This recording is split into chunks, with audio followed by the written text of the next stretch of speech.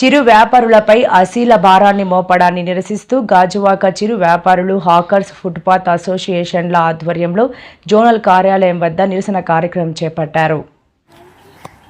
సంఘం అధ్యక్షుడు పప్పు అప్పారావు, సిపిఐ నేత కసిరెడ్డి సత్యనారాయణ, దొడ్డి మల్లేశ్వరరావు మాట్లాడుతూ జీవనోపాధి కోసం వలస వచ్చిన అనేక మంది పొట్టకూటి కోసం రోడ్డుకు ఇరువైపులా చిన్న చిన్న దుకాణాలు ఏర్పరచుకుని కుటుంబ పోషణ చేస్తున్నారని, రోజువారీ ఆశీలు 10 రూపాయలు ఉంటే నేడు అమాంతంగా 50కి పెంచేశారని, ఇలా పెంచడం వలన అందరూ ఇబ్బంది పడాల్సి వస్తుందన్నారు. ఉద్యోగాలు దొరక్క చాలా మంది తోపుడు బళ్లు, చిన్న చిన్న వ్యాపారాలు సాగిస్తున్నారని, రోజువారీ ఆశీలు మొత్తాన్ని పెంచుతూ నిర్ణయం తీసుకోవడం బాధాకరమని అన్నారు. ఇదే విషయాన్ని తెదేపా రాష్ట్ర పార్టీ అధ్యక్షుడు ఎమ్మెల్యే పల్లా శ్రీనివాసరావు దృష్టికి తీసుకువెళ్లినట్లు తెలిపారు.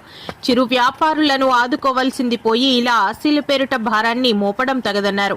ఇక్కడ చాలా మంది వ్యాపారాలు పడిపోయి అందరూ తెలుసు. విశాఖపట్నంలో నంబర్ 1గా ఉన్నటువంటి ఆంధ్రప్రదేశ్లోనే నంబర్ 1గా ఉన్నటువంటి గాజువాక ఈ రోజున సంవత్సర ఆదాయం తగ్గిపోయింది. గతంలోనూ 2,40,000 రూపాయలు ఉన్నటువంటి ఆదాయాన్ని ఈ రోజున 1,40,000 తీసుకొచ్చారు. అటువంటి పరిస్థితుల్లో కొనుగోలు శక్తి తగ్గిపోయిన టైంలో గతంలోనూ ఆశీలు 10 రూపాయలు ఉంటే ఈరోజు 50 రూపాయలు పెట్టారు ఆశీలు. అది ఒకటే కాదు, తోపుడు బళ్ళు ఉన్నాయి. మన నాగరికత సంతలకెళ్ళి వ్యాపారాలు చేసుకొని బతకడం. ఆ నాగరికతలో ఇక్కడికిక్కడే అగనపూడిలో సంత అవుతే, స్టీల్ ప్లాంట్లో సంత అవుతే, గాజువాక నుంచే మళ్ళీ వేరే జోన్కి వెళ్ళిపోతారు. ఎందుకంటే జోన్లు పరిపాలన విభాగంలో జోన్లు చాలా దగ్గరికి కావాలని అగనపూడి జోను, గాజువాక జోన్ తయారు చేశారు. ఈ సంతలకి పక్కనే వెళ్తే ఇక్కడ ఆస్తులు కట్టాలి 50 రూపాయలు, మళ్ళీ అక్కడే కట్టాలి. రెండు దఫాల ఆస్తులు కట్టవలసి. అంటే ఎక్కడ కూడా ఈ వ్యాపారస్తులు వాడు రోజు బతుకుతున్నటువంటిది. రోజువారు అమ్ముతే ఉదయం 8 గంటలు, తెల్లవారు 6 గంటలకు బయలుదేరితే రాత్రి 8 గంటలకు వస్తే వాడు రోజుకు 1000 రూపాయలు రావట్లేదు. తాపి పనికి వెళ్ళిపోతే 1000 రూపాయలు వస్తుంది.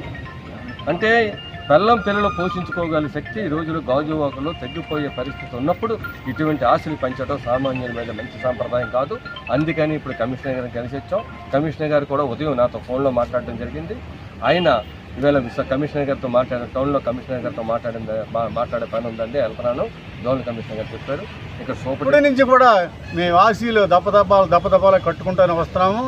ఈ మధ్యకాలంలో గత సంవత్సరం సుమారు 5 రూపాయలు ఉంటే ఒకేసారి 10 రూపాయలు పెంచడం జరిగింది. సరే, 10 రూపాయలు కట్టడం కూడా మాకు బాధాకరంగా ఉంది. తర్వాత ఇప్పుడు ఒకేసారి 50 రూపాయలు చేయడం జరిగింది. కానీ మేము ఈ గాజువాకలో ప్రతి సమస్య వచ్చినా మేము ఎమ్మెల్యే గారిని కలుస్తున్నాము. ఎమ్మెల్యే గారి ద్వారాగానే ఈ గాజువాకలో కానీ అన్ని రకాల వ్యాపారాలు కూడా ఎమ్మెల్యే గారి ద్వారా కానీ ఇంతవరకు ఆదుకుంటున్నారు. కానీ ఇటువంటిది రాను రాను కూడా మాకు ఇబ్బందికరంగా ఉంటుంది. 50 రూపాయలు 60 రూపాయలు అగనపూడి సంతలో 60 రూపాయలు వసూలు చేస్తున్నారు. గెజిట్ మాతో సంప్రదించుకుంటా మమ్మల్ని ఇబ్బంది పెడుతూ 30 కట్టండి 60 కట్టండి అని చెప్పేసి ఇబ్బంది పెడుతున్నారు. మేము ఎట్టి పరిస్థితిలో కూడా మేము 10 రూపాయలే మేము కట్టగలము. ఎందుకంటే లా అండ్ ఆర్డర్ కానీ ట్రాఫిక్ కానీ వీళ్ళు కూడా కేసులు రాస్తున్నారు. ట్రాఫిక్ సీఐ గారు కూడా 5,000 రాశారు బండికి ఈ మధ్యకాలంలో 5,000. కానీ వాళ్ళు బ్రతకాలంటే ఎక్కడో దిక్కుని జీవనోపాధి కల్పించారనుకో మన ఆశలు కట్టడానికి ఏ ఇబ్బంది లేదు. ఆశలు కంపల్సరీ కడతారు, అందులో సందేహం లేదు. కానీ ఒక పక్కన ఆశీలు కట్టుకుంటూ ఓ పక్కన మున్సిపాలిటీ వాళ్ళు వస్తున్నారు, అదే పక్కన ట్రాఫిక్ వారు వస్తున్నారు. లాండ్ చేసింది 3 రూపాయల నుంచి 5 రూపాయలు చేశారు. 5 రూపాయల దోము ఈ రోజుని 10 రూపాయలు కడుతూ ఉన్నాము.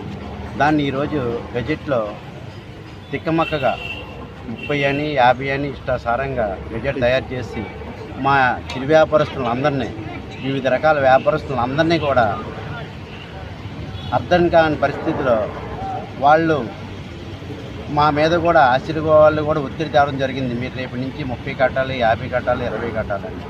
దీనికి మేము చాలా ఒత్తిడికి లోనై అంతంతగా ఉన్న వ్యాపారాలు కూడా సాగని పరిస్థితిలో ఇటువంటి ప్రభుత్వ వారు ఈ గెజెట్ ఇచ్చి ఇటువంటి పనులు పెంచడం శ్రేయస్కరం కాదు. మమ్మల్ని ఆదుకోమని గవర్నమెంట్ వారిని, ప్రజాప్రతినిధులని, జెర్సీ గారికి